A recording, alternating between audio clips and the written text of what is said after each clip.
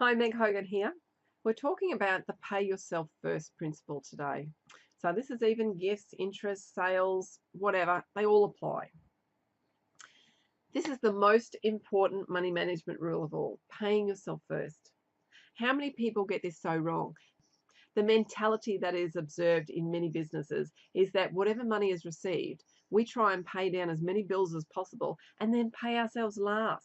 Sometimes there might be some money left over for savings. The problem with this method is although you're good to your suppliers and trying to keep a good credit rating and so forth, you're not advancing yourself. And your vision of where you're going, lifting your personal wealth, is not ever being actualized. No wonder you're still broke. For some, it will be high value to always have a good name with suppliers and others, to make sure that your phone doesn't ring, harassing you and having rejections. But the easy cure is to spend within your means. I'm going to ask you a question. Aren't you important? If you had to get someone over to do all of what you would have to do and pay for their services, why wouldn't, and you're going to pay them, why wouldn't you do the same for yourself and your family? 5 years down the track, you're going to be no better off working on the strategy that I'll get whatever's left over. It's madness.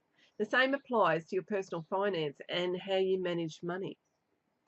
You have to look at everything about paying yourself first. You're the important thing. So whatever you do, you make sure that you're always putting a section off to pay yourself first, and then you look at business expenses, look at paying the staff, you look at all that sort of stuff.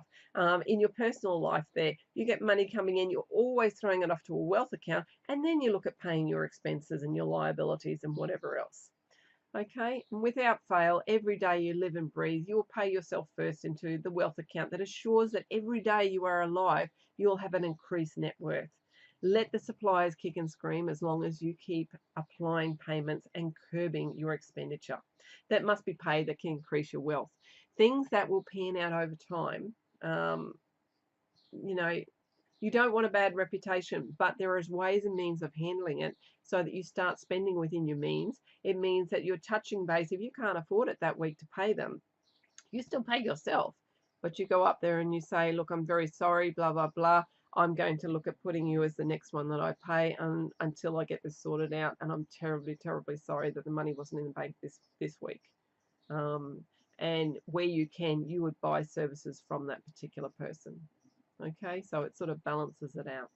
With our money management program, we've also set up bank accounts, bucket accounts I like to call them, where we've allocated a certain amount of income received to be automatically transferred into specified accounts at the moment the pay hits your trading account.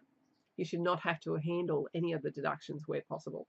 You would only get used to seeing the amounts come in automatically, chopping up the accounts, and your brain will learn to live with the allocated funds that it's been given.